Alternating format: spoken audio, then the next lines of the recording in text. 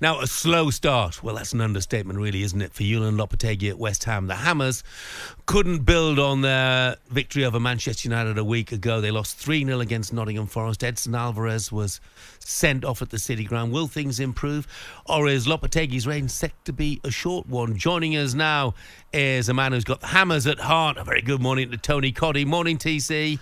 Morning, TC. How are you, mate? Morning, Jeff. Morning, Ali. I'm all good, thanks. Tony, look, Great. 14th place, 11 points.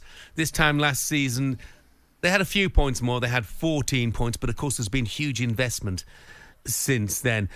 Let's get straight to it. Is the next game before the international break against another Euro clubs, Everton at home, is that make or break for Lopetegui?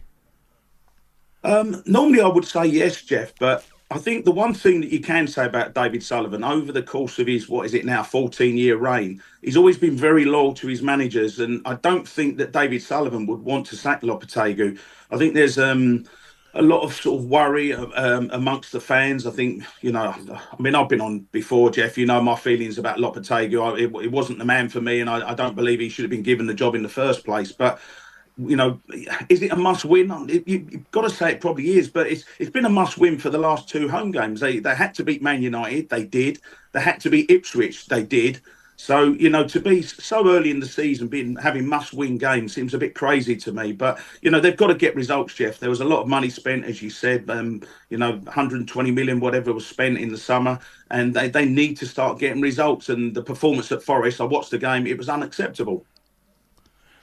Tony, I'm going to ask you, what's actually gone wrong? I look at it, I know it's a different front three, obviously, no Antonio and Kudus was out, but I still stand by their front four is probably as good as anything, certainly in the top 6, 8 in the league. What effectively has gone wrong? There's a lot gone wrong, Ali, I think. The front four, you're right, there's some real talent. They got Somerville in from Leeds, the Championship Player of the Year last season. That boosted the ranks, if anything. But, Antonio's been playing centre forward. West Ham, they've signed Fulkrug. He's been injured, not seen him. Mm-hmm. Antonio's now at the stage of his career, where you get sort of inconsistent performances because of his age. Paqueta's been all over the place in terms of what he's got going on, Jared Bowen had a long old summer, so he's not been as effective as he was last season. So that's your front four, and that's before you even start dissecting the rest of the team. Both the goalkeepers have been sort of in and out in terms of their performances, defensively all over the place. And the biggest problem for me, Ali, I think, is the midfield. There's no legs in the midfield. There's no pace whatsoever in that midfield. At the weekend, you had Rodriguez, you got Soler, you got Alvarez. There is no pace, and as a result of that, the midfield's getting overrun, and you're getting stretched at the back, and you're conceding goals. You mentioned the midfield there, and you mentioned Rodriguez and Soler, and of course they're two of the new signings. Been unlucky with Fulkrug, obviously, but it seems to me he doesn't trust Somerville or Rodriguez or Soler or Guillem.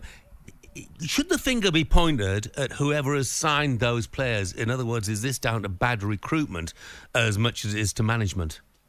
Yeah, absolutely, Jeff. And the man who's done all that is Tim Steidten. I know that there's been some of the signings have been good, and I think they will be good. I think Kilman over the course of his career at West Ham will be good. I think Wan-Bissaka's a good signing.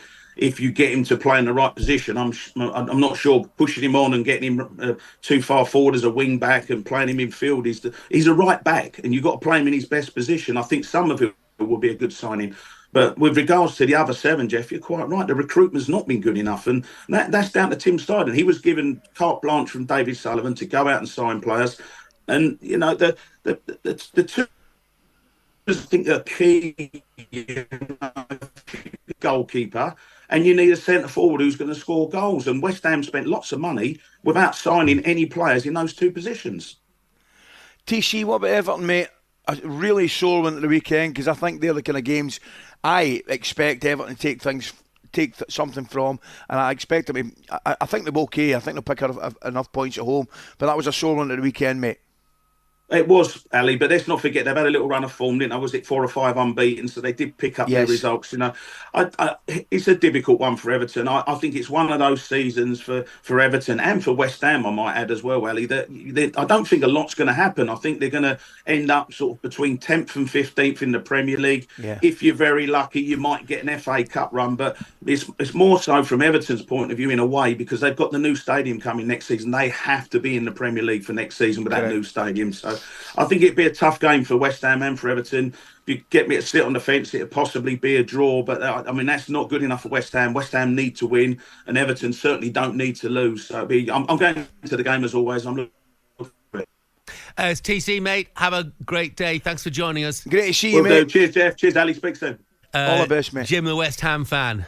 He's been a bit quiet recently. He's been a bit quiet, yes. He has, Jim. But he says, now it's time to talk about the Hammers. Let's see how long it's going to take you, Jeff, to mention Moyes and how we wish we still had him. Absolutely not. He had to go, but the board found a cheap, useless replacement. Potter is available. We have to go and get him before Palace or Wolves do. Hey, Jim, thanks for the text. Appreciate it. I didn't mention Moisey at all. I'm going to mention somebody who might divide opinions, but is it time, if Lopetegui goes, for West Ham to bring Frank Lampard home? It's just a thought. Oh, there's one for you. Oh, Jeff. Well, he is available. He's there. You've thrown that in just before the news. But he's being mentioned in connection with the Roma job. But West Ham would be ideal for him, wouldn't it? I know there's a man in situ at the moment, so it's obviously just a speculative suggestion in the future. And I honestly don't know how West Ham fans would react to that. I'm sure I'm going to find out. I think you're about to find out in about 2 minutes, Jeff. I think so. talkSPORT Breakfast, waking you up Monday to Friday morning from 6 a.m. on AM, on DAB, via the talkSPORT app and on your smart speaker. talkSPORT.